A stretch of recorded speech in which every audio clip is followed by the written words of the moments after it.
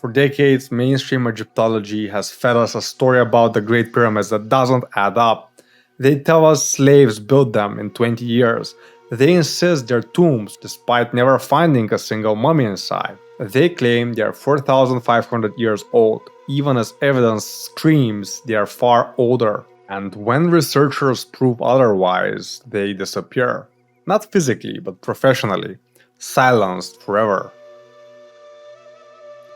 Dr. Robert Shaw, Boston University geologist. Why was a geologist banned from the pyramids, you might wonder? Well, he used basic geology to prove water erosion on the Sphinx could only have been caused by rainfall. And there had been no rainfall in that area of Egypt for 12,000 years. 12,000. Not the 4,000 Egyptologists claimed to be the age of the pyramids. The next day, his excavation permit was revoked. He got a lifetime ban from Egypt. John Anthony West, who brought Scott to Egypt, also got banned. His criminal offense was supporting scientific evidence that contradicted the official timeline. Another lifetime ban. The message was clear. Challenge our dates, lose your access forever. Why would they keep banning researchers if there was nothing to hide? If the accepted version was truthful, there wouldn't be any reason to block opposing research, because it would just consolidate the truth. Graham Hancock and Robert Bauval mapped the pyramids to Orion's belt as it appeared 10,500 BC. They published their findings and evidence that the pyramids could have only been built 12,000 years ago. Their statement matched Professor Scott's, and Egypt's response was very swift: restricted access, constant surveillance, government agents following them everywhere, and eventually expulsion. But it's not just people they ban, it's entire archaeological sites. The Osiris Shaft, discovered in 1999, is a massive sarcophagus sitting in water 100 feet below the Giza Plateau. Initial reports described magnetic anomalies, radioactive readings, and water at impossible temperatures. Then, silence. The shaft was sealed. No researcher has been allowed down since. When a Japanese team from Waseda University used ground-penetrating radar near the Sphinx in the 1990s, they found exactly what ancient texts described: chambers beneath the monument. That's what got all subsurface scanning permits revoked forever. The technology that found the chambers is now forbidden on the Giza Plateau. Sometimes the cover-up happens on live television. The matter is debated already and it's closed. It is debated closed. It's closed in Chicago by all astronomers, by everyone. Exactly, I don't want to hear it. So I asked every person who knows about radar, ultrasound, all the people work with me. The Scan Pyramid project, they said this is bullshit. It cannot happen at all. Now, tell me. So you're telling me that these scientists that are proclaiming the capabilities of these satellite tomography devices that are saying that they can see kilometers into the ground with this stuff? That's not true. I did. Are you sure? I did. Do you understand the technology? No, not me. So you're just listening to other people. Scientists who are in this field. Have you talked to these scientists that are saying that they have these discoveries? I made a press release. With the world watching, they finally opened the door on live television. The robot's camera showed another chamber, metal fittings on the walls. Then, the feed cut. Hawass claimed equipment failure. The shaft was sealed. No explanation, no follow-up. What were those metal fittings? What did they connect to? We will never know. The pattern is undeniable. Find evidence of advanced technology? Banned. Discover that pyramids are older than 2500 BC? Banned. Locate hidden chambers? Banned. Try to measure electromagnetic fields? Equipment confiscated. Request carbon dating? Permit denied. Use thermal imaging? Immediately restricted. Over 30 archaeologists, dozens of research teams, hundreds of confiscated findings. all for discovering the same thing: evidence that the pyramids are much older, more advanced, and more mysterious than we are allowed to know. For 4 decades, one man has orchestrated this cover up. He has systematically destroyed careers, buried discoveries, and rewritten history to fit his narrative. 1993, a German robotics engineer, Rudolf Gantenbrink, sent a little robot up that shaft, and 165 feet up the shaft, the robot came to this door with 2 metal handles. Rudolf Gantenbrink was immediately banned from doing any further work in Egypt and was sent away. The project was taken over by the Egyptian government. Some years later, Zahi Hawass sent another robot up the shaft with a mission to drill through that door and find out what was on the other side. And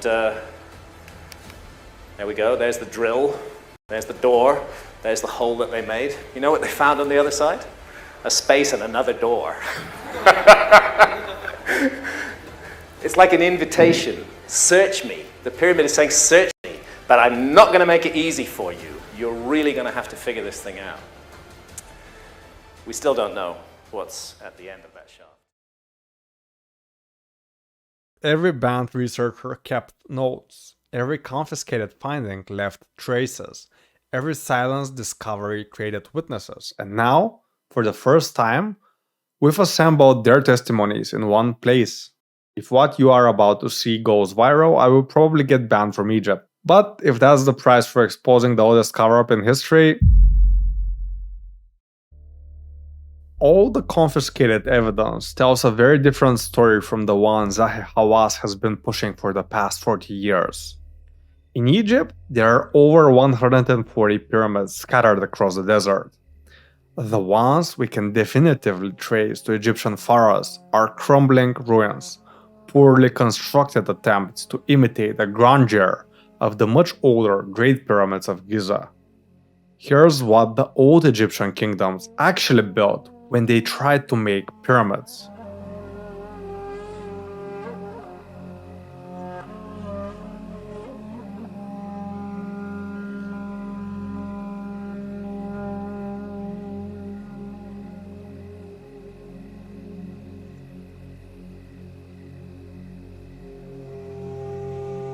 The Step Pyramid of Djoser, built centuries after Giza, is a crude pile of stones.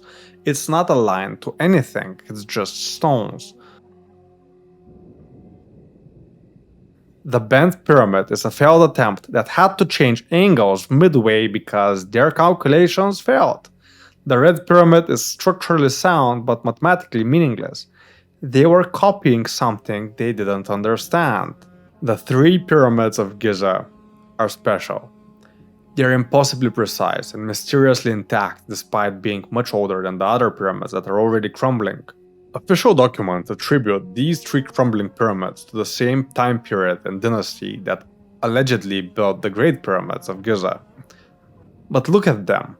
How can the Great Pyramids stand so well preserved while these have dissolved into mounds of rubble just miles away?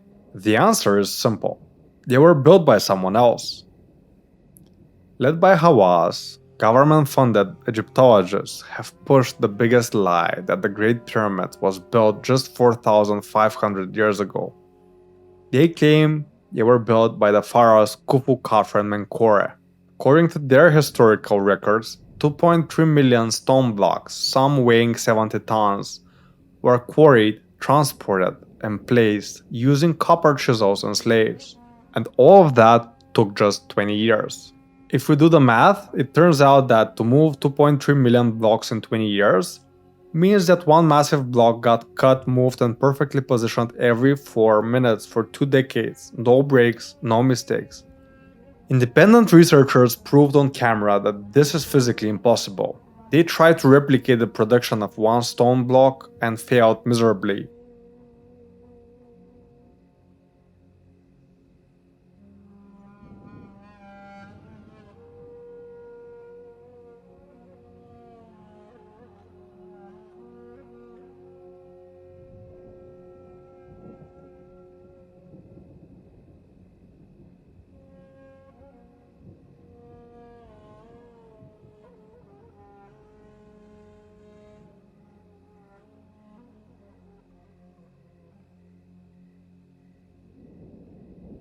Engineers calculate that using the proposed methods of Zahi Hawass, construction of just one pyramid would take not 20, but over 1,000 years.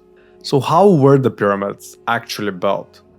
We know Zahi Hawass lied, but the answer isn't aliens either, and it isn't levitation, it's chemistry. When fringe shows like the History Channel ask a series of endless impossible questions like how did they move 200-ton blocks without machines, they never realize that the answer simply is that they didn't. The builders didn't move the blocks at all. Let me explain. Look at the stones of the Great Pyramid. No gaps. Joints so perfect you can't slip a razor blade between them. The mainstream theory says ancient Egyptians carved these from solid limestone and transported them hundreds of miles, then somehow fitted them together like a puzzle. But simple chemical analysis reveals something extraordinary. The pyramid stones contain less calcium carbonate than the natural limestone found in the quarry. They have a slightly different molecular structure. What could possibly explain that? Didn't the stones come from the quarry? They did, but they have a different structure because they weren't carved. They were cast, and other materials, aside from limestone, were used in the casting process. Dr. Joseph Davidovits, a French scientist, discovered that when you crush limestone into powder and mix it with naturally occurring binding agents, you can create a geopolymer concrete. This mixture can later be poured into wooden molds directly at the construction We site. start making the cement by mixing sodium carbonate, found in Egyptian natron, and lime in 500 liters of water. We then add the kaolin, inherent to Giza limestone, and stir the mix with a wooden tool. We dump 1 ton of limestone rubble into the basin and mix it with the cement. Several days later, water has evaporated from the basin, so we remove the disaggregated limestone for making the block. Inspecting the mixture, 95% limestone aggregates and only 5% rock-making binder. We pour the limestone concrete mixture in a mold and pack it down with a tool called a rammer. When the climate is warm and beautiful, our crew rapidly produces a re-agglomerated limestone that proved strong, dense, and true to the plant's size and shape. The mold consists of small wooden boards, which can be reused many times for making other blocks. In this ideal weather, the whole process runs smoothly and is very simple. We remove the mold 4 hours later. The synthetic limestone looks like a natural stone. We observe no trace of wood grain. When you look at the stones of the pyramids, this is what you see. You see either smooth blocks or very crude blocks. And we have replicated all these surfaces just by varying the amount of water, which depends on the climate, which depends on the weather. Joints between blocks are also perfect. His team recreated the process back in France. The result was stones identical to those of the pyramids. Same composition, same density. Scientists cannot tell them apart from the originals. Think about what that means. No impossible transportation of 70-ton blocks required. No armies of slaves. No copper chisels attempting to cut granite. Just advanced chemistry. Mix, pour, let it set. The builders didn't move mountains. They rebuilt them, one bucket at a time. They destroyed stones in the quarry, turned them into sand, and easily transported the materials. Then they created wooden molds and formed the pyramids. This answers all the questions. It explains the perfect joints because they poured each new block against the existing ones, using the previous stones as part of the mold. It also explains the uniform composition. They used the same recipe for all stones. And it explains the speed of construction.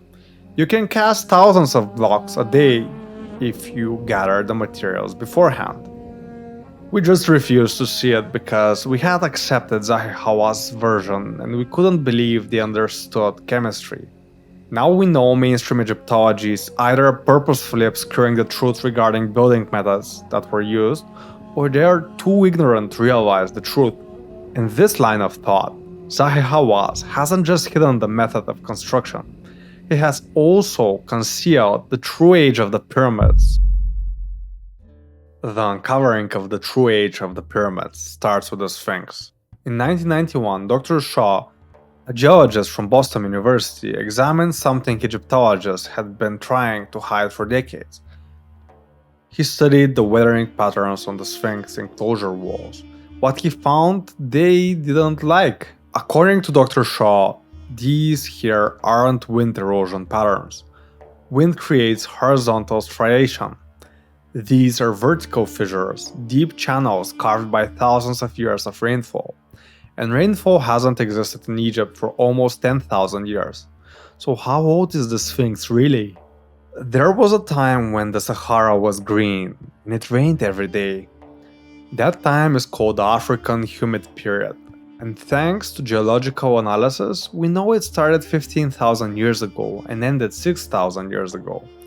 Back then, rivers flowed where sand dunes now stand, and in the beginning of the African humid period, rain fell regularly on the Giza plateau. The Sphinx enclosure shows precisely this type of water erosion, which means the Sphinx and likely the pyramids nearby were built when Egypt was green. In 1992, when Shaw presented these findings to the Geological Society of America, the geological community was stunned.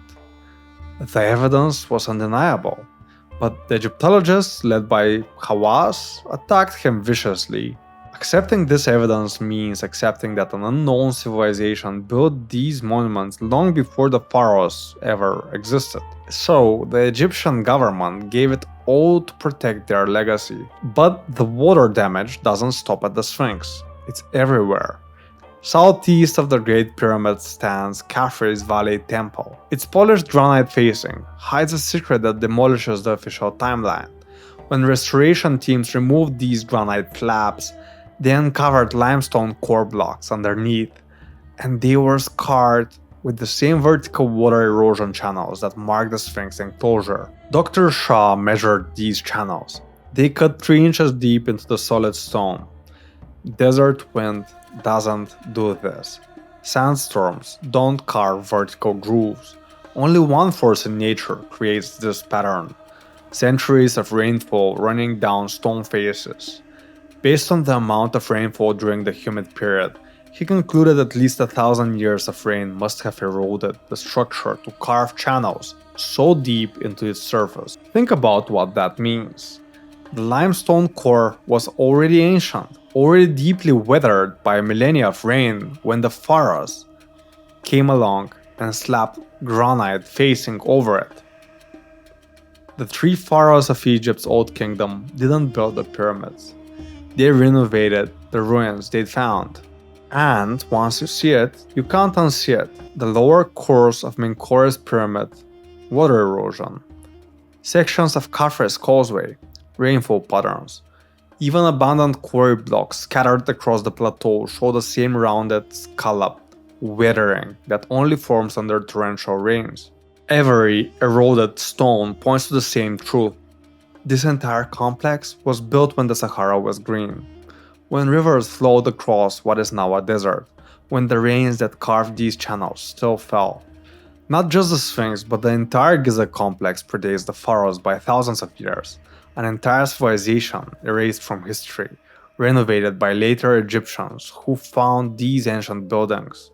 This is why certain areas remain off limits, why restoration teams are sworn to secrecy, why every time someone points out water erosion on pre-dynastic structures, their research permits get revoked. Egyptologists are wrong about the timeline. They're wrong about the method of construction and the builders, and they're probably wrong about the function of the pyramids as well. So let's talk about what these structures really were, because they weren't tombs like Zahi Hawass claims. No mummy has ever been found in the Great Pyramids. Not one. The so-called sarcophagi were empty when first discovered.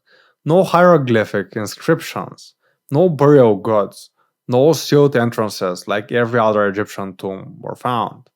Instead, we find something that makes no sense for a tomb, but perfect sense for something else entirely. The verifiable approach would be to study the interior of the pyramid based on chemistry.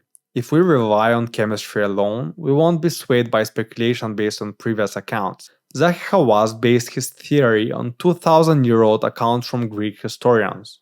We are going to base our theory on chemistry alone.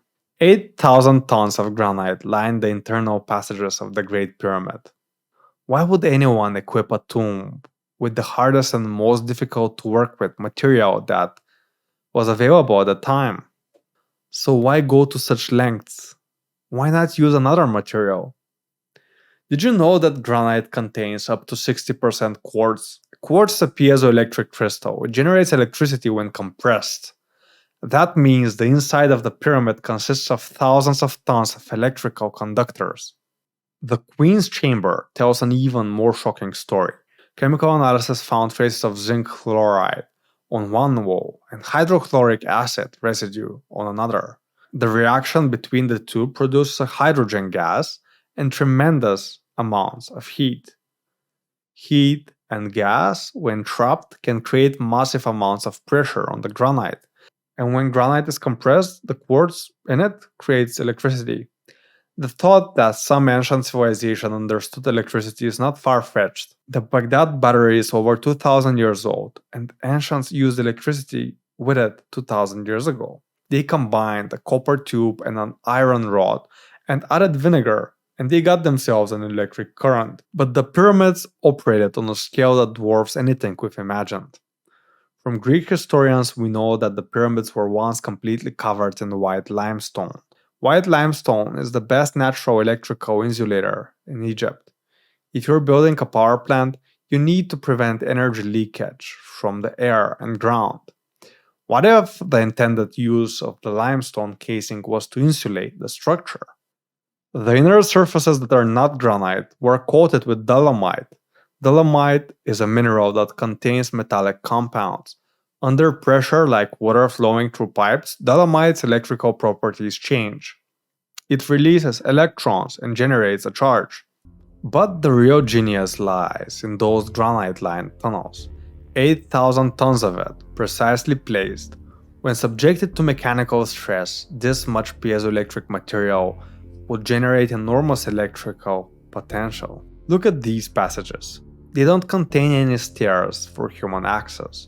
They have smooth channels, eroded by water. The interior of the pyramids wasn't meant for people. It was designed for water. And to prove this point, the tunnels below the pyramids connect to an underground river. Water erosion marks throughout the lower chambers prove that this water flowed inside the pyramid as well. But during dry season, the water level was lower. So they used what we call today the Pharaoh's pump. It's a hydraulic ram system using falling water and heavy stones to maintain pressure and generate compression waves through the granite. But of course, water pressure alone wouldn't generate tremendous electricity. They needed something more. And remember what we found in the Queen's Chamber? Zinc and hydrochloric acid combined in a controlled reaction? That would produce hydrogen gas in extreme heat. This expanding gas rose through the passages, and it created massive pressure on the granite above. When granite atoms get compressed, they ionize the air and produce electricity. Let's do the math. 1 cubic centimeter of quartz can produce 12,500 volts under pressure. The pyramid contains approximately 1,000 cubic meters of quartz. That's a theoretical output of 12.5 million volts. And that's enough to power not just a city, but an entire civilization's advanced agricultural system. Even the mortar between these stones tells the same story.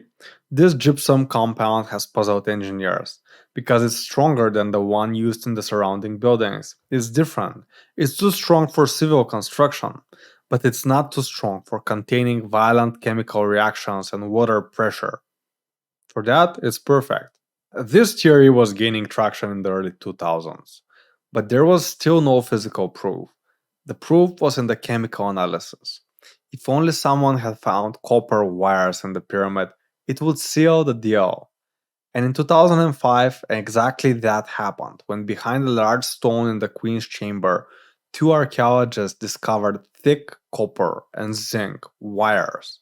Hawass confiscated them immediately. The evidence was literally in his hands and he made it disappear. But even without the copper wires, 15 miles away from the pyramids at the Saqqara, we find a smoking gun, 20 granite boxes, each weighing over 100 tons, carved from single blocks of uniform granite. These are so large, an entire cow can fit into them. That's why the genius Egyptologists claim these granite boxes were meant for the burial of cattle. Who in his right mind would carve a granite sarcophagi for a bull? The production of a granite sarcophagus takes years. Nobody can carve granite with a copper chisel, let alone spend 10 years of his life doing it for an animal. Ask any electrical engineer and they will tell you these could be battery containment cells. They could be used as such because uniform material for consistent conductivity, massive size for energy storage, and the entire system could work like this. Water pressure and chemical reactions compressed the piezoelectric granite. The limestone casing insulated the structure. Dolomite passages enhanced conductivity. Copper wiring directed the current. Granite boxes at the Saqqara stored excess energy. The pyramid complex is aligned to true north, not for spiritual reasons, but for electromagnetic optimization. The Earth's magnetic field passes perpendicularly through the structure, maximizing energy concentration at the apex, where ancient texts say a golden capstone once channeled the power. Real Egyptian tombs look nothing like the pyramids. They are carved into rock faces, sealed with stone blocks, covered in hieroglyphs, and filled with artifacts. The pyramids, on the other hand, have practical, accessible entrances, as if for maintenance of the building. No decorations, no burial goods, empty chambers. How else do you explain sophisticated gold items with signs of electroplating predating the Old Kingdom? This is a process that requires electricity. How do you explain the complete absence of soot marks in pyramid passages that supposedly held torches? The truth is, the interior of the pyramids never held torches because nobody walked inside. The builders of the Great Pyramids understood chemistry, physics, and engineering at levels we are only beginning to rediscover now. They didn't need alien technology or mystical powers. These weren't tombs, they were power plants. And once we fully understand this, the entire history of Egypt needs to be rewritten. A common misconception in the pyramid power plant theory is that the electricity produced was used in a similar manner to how we use it today. No, the most probable explanation is that they didn't use electricity for kitchen appliances, but for agriculture. 12,000 years ago, the Giza Plateau wasn't a desert, but a rich valley crisscrossed with copper rods and irrigation channels. This was the first setting for humanity's first electrical agriculture system. The technology has a name, electroculture. It was first documented by the French scientist Abbé Nollet in 1749. The principle is simple. Channel atmospheric electricity into fields through metal antennas, copper spirals, or pyramid frames, and watch your crops grow exponentially. Early trials in France reported yield increases of 20 to 200%. No fertilizer, no chemicals, just electricity. The sharp metal points bleed off the Earth's ionosphere voltage about 100 volts per meter of height. This current ionizes nitrogen in the air, creating natural nitrates that rain down on plants. Sap flows faster. Pests avoid the charged stems. Growth accelerates dramatically. Now look at the pyramids through this lens. Water from the underground Nile. The water from the underground Nile that was beneath the pyramid was rich with dissolved minerals, and it flowed through the base chambers. The conductive quartz inside the granite pulses with piezoelectricity. The insulating limestone casing funnels the charge upward.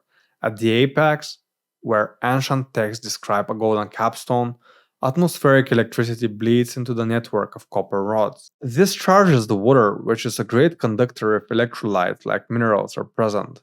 and the water flows to the green crop fields surrounding the pyramid for miles.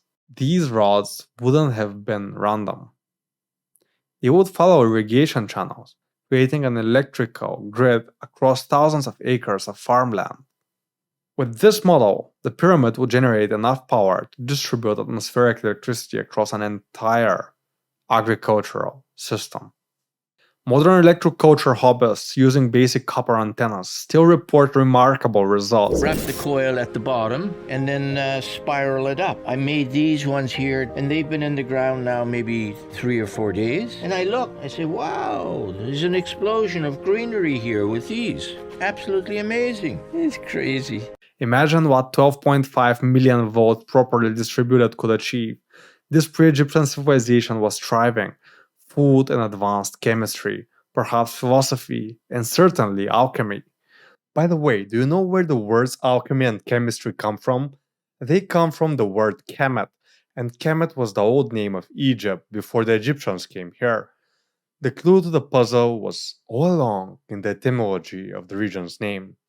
8,000 years ago, the African humid period ended, and everything changed for the land of Kemet. The rains stopped, the rivers dried. The greatest agricultural technology in human history became obsolete. This timing coincides with the Black Sea deluge, a large regional flood in which the Black Sea's water spilled across the Mediterranean and across Africa. That happened between 8 and 9,000 years ago. Perfectly matches the timeline. The most advanced civilizations on Earth erased under a massive regional flood.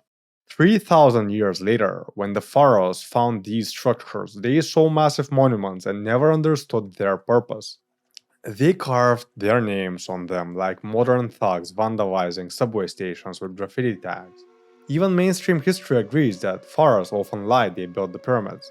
They were so fascinated with these ancient monuments that they tried to copy them, and they tried building pyramids themselves, but they collapsed in a few hundred years, as you see in the pictures.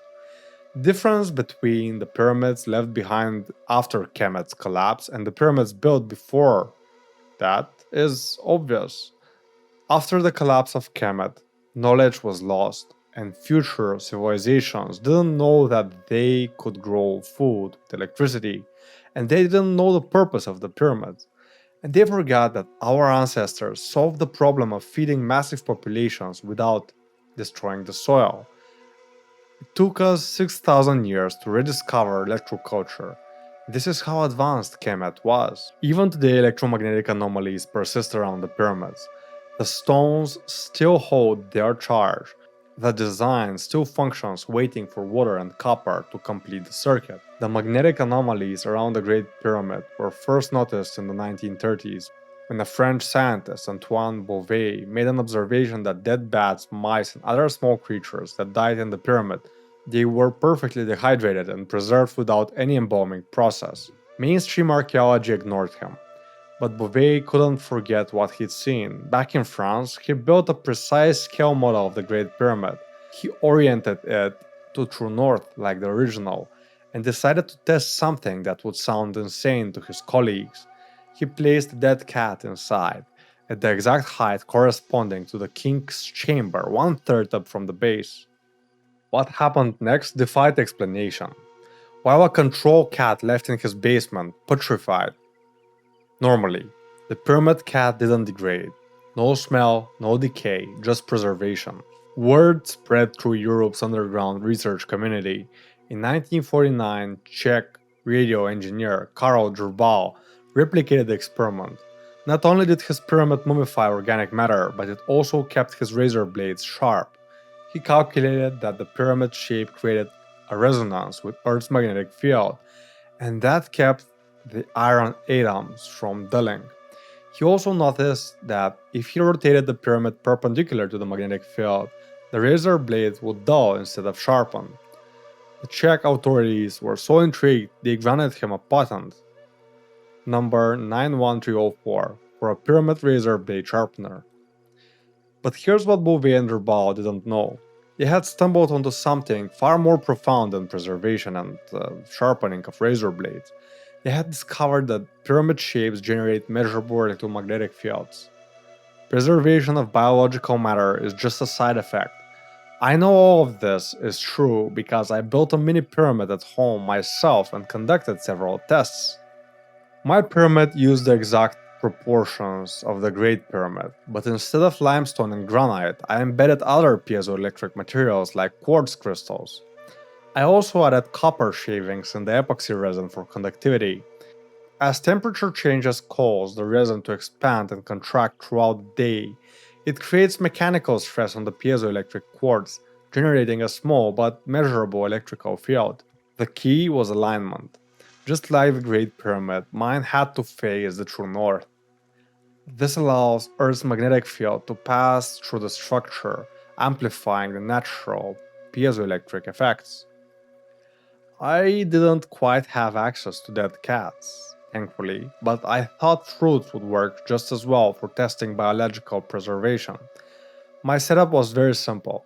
I hung identical fruit pieces directly above the pyramid's apex and at the same height away from the pyramid in the same room, same temperature, same humidity, same light exposure. The only variable was the exposure to the pyramid's electromagnetic field. I tested bananas, lemons, and grapefruits, fruits with different water content and acidity levels. If this was just dehydration from air currents, all fruits would respond similarly. If it was electromagnetic preservation, results would vary based on each fruit's conductivity. And the results were undeniable. 10 tests, 10 positive. 10 times the pyramid fruit showed dramatically slower decay rates than the control. Bananas, my control turned black and mushy by day 5, and the pyramid banana remained yellow and with minor brown spots even at day 10. Lemons, my control developed green mold by day 7. Pyramid lemon simply dehydrated, maintaining its cellular structure. Grapefruits, control collapsed, molded by day 6. The pyramid grapefruit held its shape, slowly mummifying like the cat from the story. Why and how does this work? Is this some occult ancient magic that I discovered? The truth is, electromagnetic fields interfere with bacterial reproduction. They disrupt the electron transport chains bacteria uses for energy production. Without energy, bacteria cannot multiply and eventually dies. Without multiplication, organic matter doesn't rot. Instead, it kind of mummifies, but not exactly. It dehydrates. This isn't pseudoscience like Wikipedia says. Hospitals use pulsed electromagnetic fields to sterilize equipment. Food processors use electromagnetic preservation to extend shelf life. The pyramid shape simply creates this effect passively using Earth's magnetic field.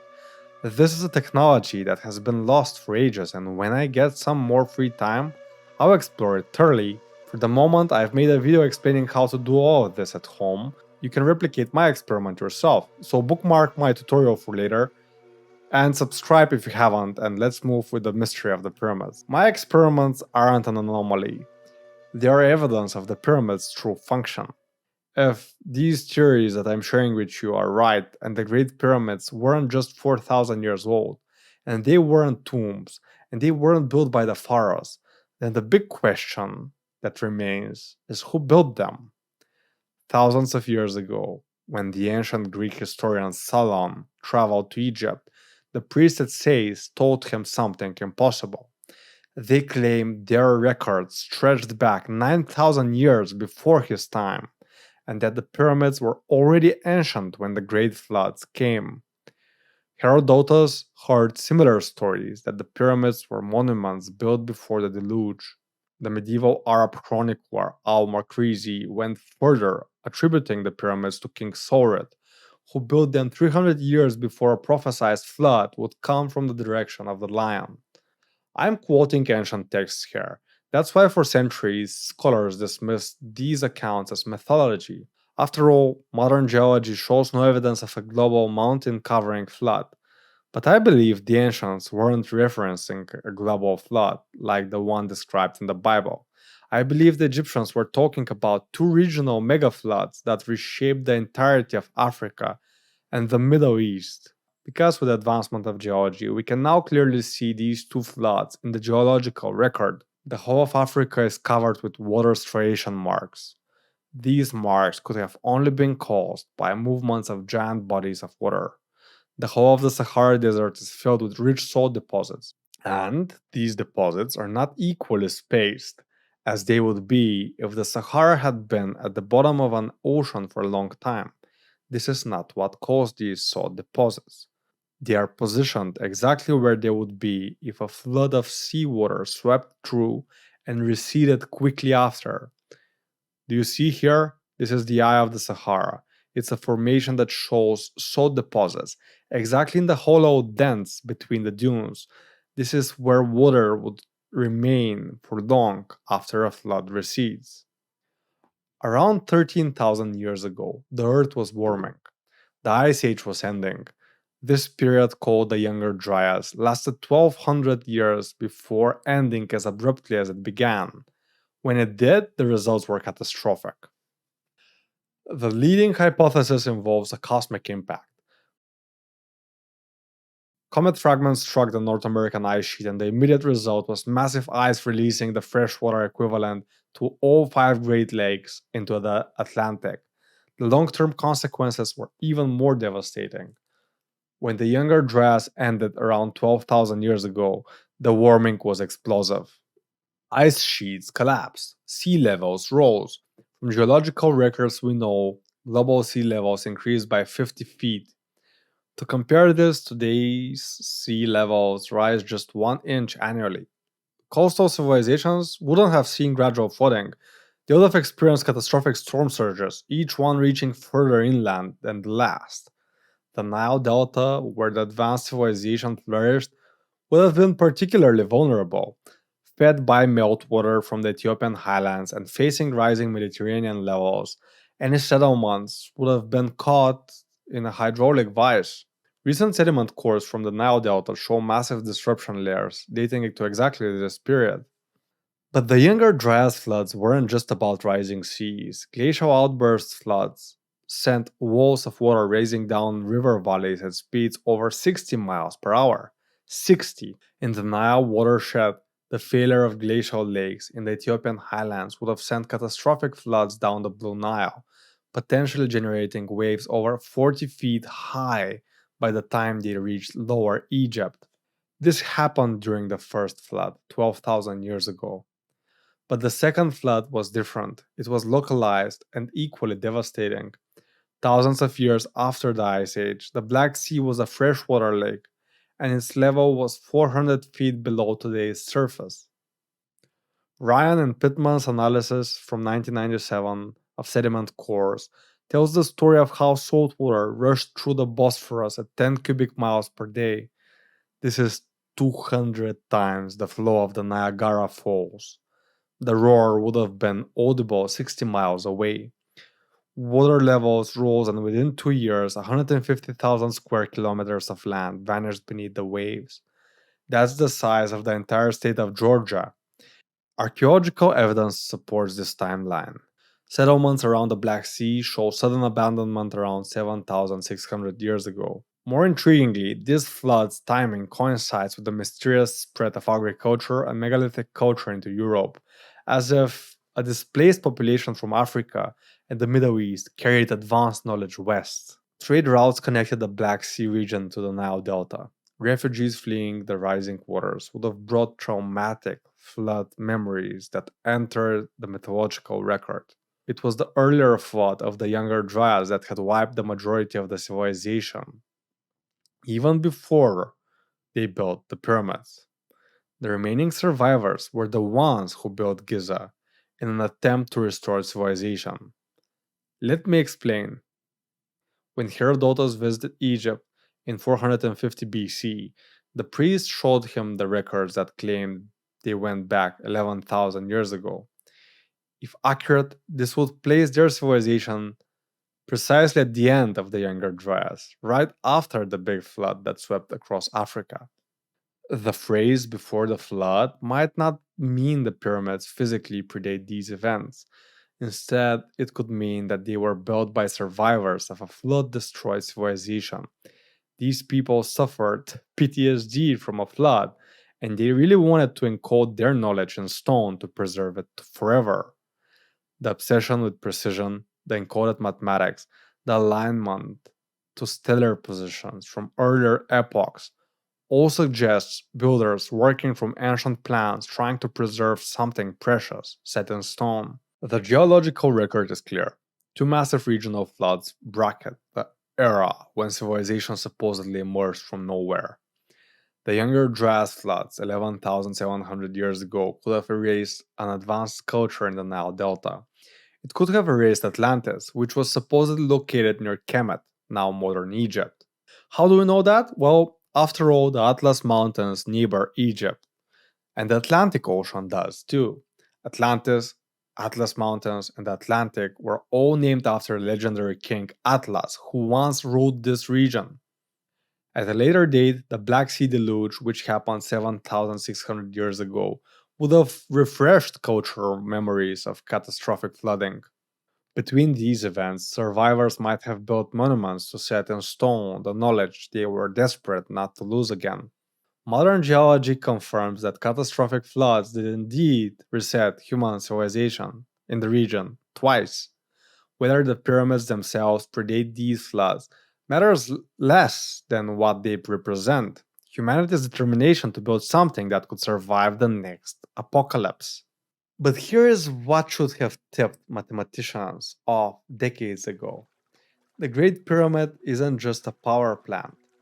Whoever built it used all of his mathematical and astronomical knowledge and decoded it into the stones, so that even if civilization vanished somehow, years after, people would be able to decode the secrets with mathematics. You've probably heard about the mathematical ratios hidden in the pyramids, but they probably never made any sense. Why would someone go to such an extent in order to encode ratios like pi or phi in the pyramid's proportions? I believe it's because the builders had already lost a big part of their civilization due to disaster before that, and they wanted to preserve the knowledge forever. Let's start with something that should be impossible for ancient builders to have known unless they were quite advanced. The Great Pyramid sits at 29, 97, 92, 45, 8 degrees north latitude. The speed of light in a vacuum is exactly 299, 70, 92, 458 meters per second. The odds of this coinciding are 1 in a billion. The builders placed this monument at the exact point on Earth that numerically equals the cosmic speed limit of the universe. The speed of light was first discovered in 1676. How did they know it 10,000 years ago? The mathematics gets stranger. Take the pyramid's perimeter and divide it by twice its height. You get pi 3.14159. The builders encoded something even more profound, something entirely impossible to calculate without advanced knowledge. They encoded Earth's axial precession. While most people don't know what this is, and it's entirely normal not to, these people 10,000 years ago knew that our planet wobbles like a spinning top. It completes one full cycle every 25,920 years. If you sum the pyramid's diagonal measurements in pyramid inches, a unit that builders apparently created, you get 25,900. They encoded the precision cycle accurately up to 99.9%. The pyramid inch itself reveals extremely advanced knowledge of our planet. One pyramid inch equals 1.0011 modern inches. Of course, that doesn't tell us anything specific, but when you realize that there are exactly 500 million pyramid inches from the North Pole to the South Pole to the center of the Earth, you understand how insane their calculations were. The builders created a measurement system based on the planet's polar radius. This is how they got this inch they were using. They knew Earth's exact dimensions, thousands of years before we discovered them. Since the builders encoded so much knowledge, they surely must have encoded something that might help us date the pyramids precisely. And they have. As Graham Hancock has pointed out in his banned research, it's the star shafts that reveal the timeline. 4 narrow channels extend from the king's and queen's chambers at precise angles. Egyptologists called them air shafts, but they point directly at specific stars. But not where they are now. They point at very specific stars, and their exact location on the night sky in the past 12,000 years ago, just after the Younger Dryas flood. And we know they point to that time because these stars, the distance between them doesn't move, they just move on the night sky. 4 shafts, 4 stars, all converging on the same date, the end of the last ice age. Either whoever built it wanted to point us in that specific point in time, or they built it then. The entire Giza complex mirrors the sky at this date. The 3 pyramids match Orion's belt, with sizes proportional to the star's magnitude. There are many other mathematical constants encoded within the pyramids. Now, when it comes to finding the dimensions of the planet using the Great Pyramid, we have to scale it using the seconds within the day cycle. And you might be saying, well, the Egyptians didn't use a second. Well, my first question is, do you know that? But it doesn't matter, because the Great Pyramid defines a second for us. If you were standing at one of the corners of the Great Pyramid, and here let's just say we're using the northeast corner, staring at the structure, the total maximum distance you can see of its base is 1,511.31 feet, or 460.64 meters, which is how much the planet rotates in 1 second. So if the planet were to rotate for 2 seconds, the total distance it has moved equals the entire perimeter distance of the Great Pyramid. Now, there are 43,200 seconds in 12 hours and 86,400 seconds in 24 hours. Now, let's imagine we could take the Great Pyramid with its corner socket stones and sockle and scale that entire structure up 43,200 times, making a giant pyramid. The perimeter around that giant pyramid is now 24,898.532 miles, or 40,069.961 kilometers, which, by the way, is extremely close to the equatorial circumference of the planet. And the height of that giant pyramid is now 3,950.1818 miles, or 6,356.88 kilometers, which is remarkably close to the polar radius of the planet. When it comes to scaling the Great Pyramid using the full day cycle, the total height of that giant pyramid equals the polar radius at 7,900.363 miles, or 12,713.76 kilometers, which is unbelievably close to the actual dimensions of the planet. And scaling it at 86,000 means that only 2 sides of the Great Pyramid gives us the equatorial circumference of the planet at 24,894.163 miles, or 40,063.075 kilometers. So if we were standing at the corner of the Great Pyramid staring at the structure, the total height we would see along with its base scaled up by 86,400 times gives us the dimensions of the planet. The height of that giant pyramid, if folded flat, would protrude out from the edge, and the amount that extends from its edge equals 1,737.719, which is the polar radius of the moon at a remarkable level of accuracy. It also works if we scale the Great Pyramid up to where half of the length of its base equals the polar diameter of the Earth. The amount of its height that would then protrude out from its edge gives us the polar diameter of the moon, being 3,475.599 kilometers, with the moon's actual polar radius being 3,472 kilometers. So these are just a few mathematical facts when it comes to the Great Pyramid that really shouldn't exist if our current models of history are true. Because we are told that it's impossible for ancient people long ago to know the dimensions of the Earth along with the moon, and also encode them mathematically into a structure, so all of this just has to be a big old coincidence. Here's something else that shouldn't be possible with primitive construction. Step inside the Great Pyramid on a scorching Egyptian summer day, and the temperature inside drops to exactly 68 degrees Fahrenheit, that's 20 degrees Celsius. Visit it in winter when desert nights plummet to near freezing, and inside it is the same temperature, still 68 degrees Fahrenheit, 20 degrees Celsius. Modern thermometers placed in the king's chamber confirm it maintains the exact same temperature all year round. Modern engineers have tried to replicate it. We can't do it. Our best passive cooling systems drift by 10 degrees seasonally.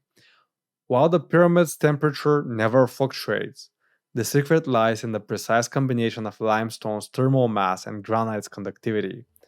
They are arranged in ratios we are still trying to understand. The limestone's casing absorbs solar heat during the day, but releases it slowly that by dawn it gets absorbed by the night's cooling. The granite chambers act as thermal batteries, their crystalline structure maintaining equilibrium. It's a thermodynamic masterpiece that requires calculations we've only recently developed.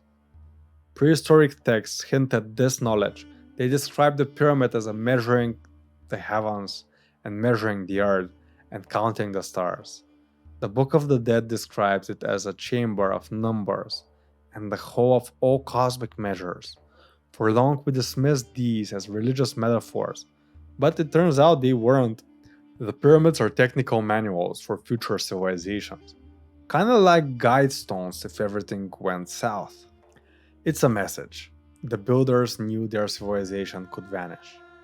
They had perhaps already seen a previous civilization fall to flood and catastrophe, so they encoded everything important in the only medium that could survive: solid stone aligned to the stars.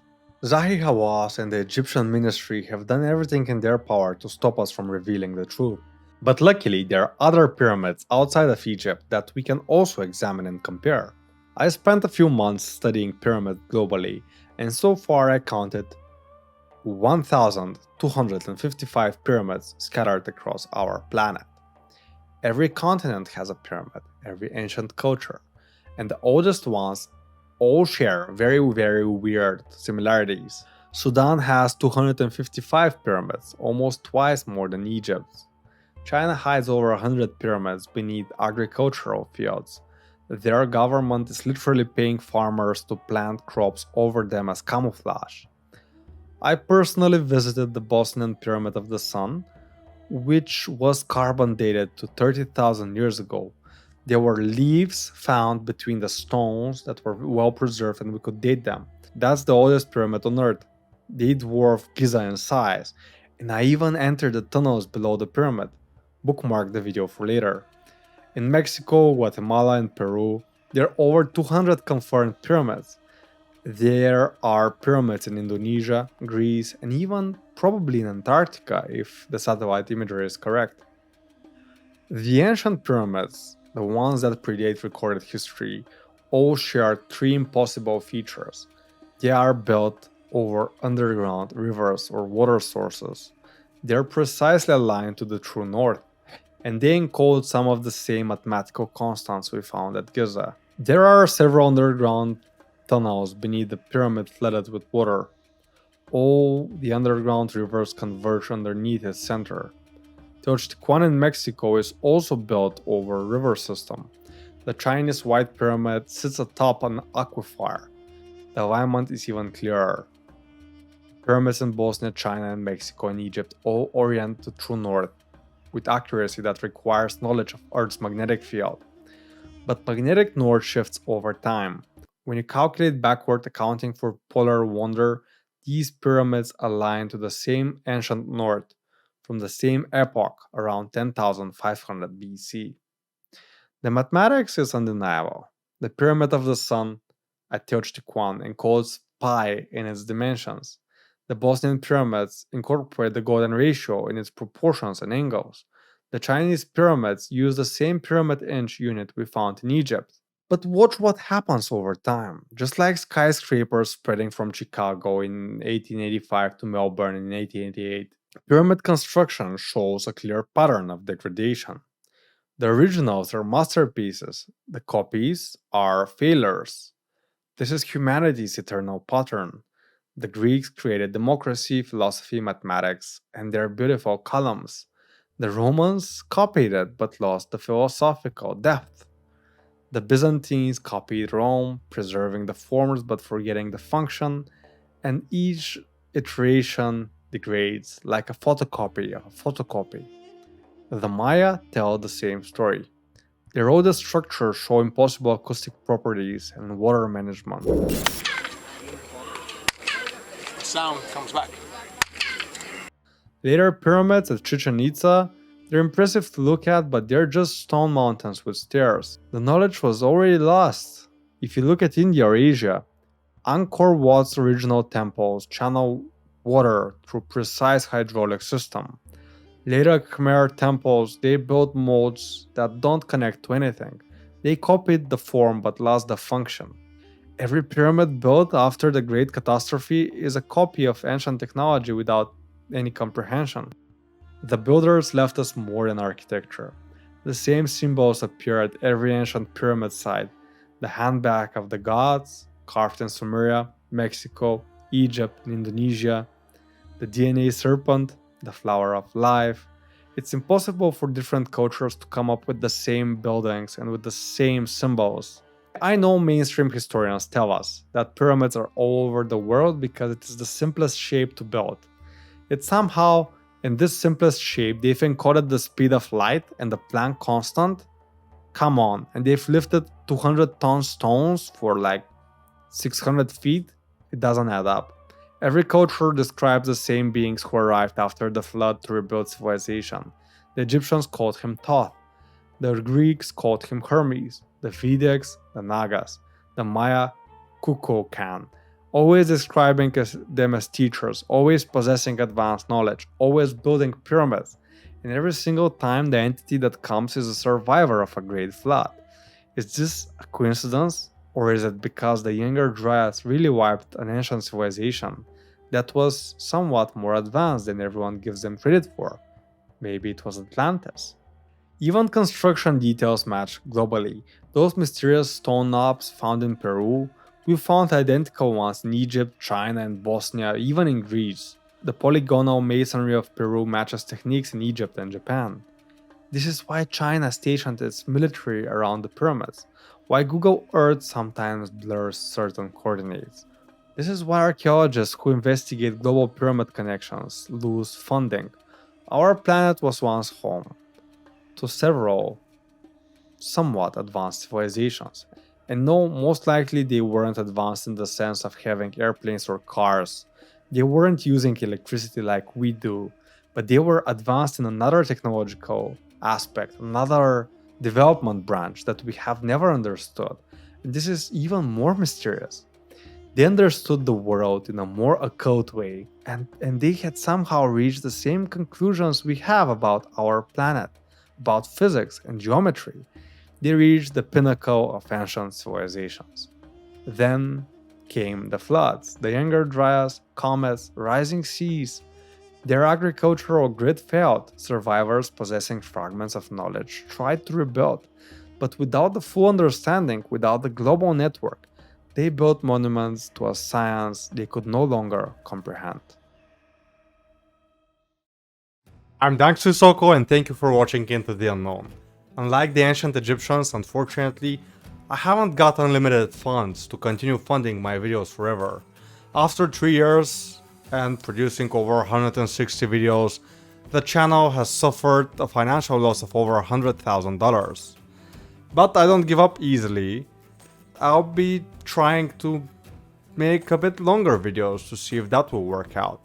I don't ask for anything aside from subscribing and maybe sharing the videos I do with your friends and liking, of course, for the algorithm. If you enjoyed this episode, you may want to check my documentary about Atlantis, which is closely connected to Egypt. Thank you again, and see you in the next one.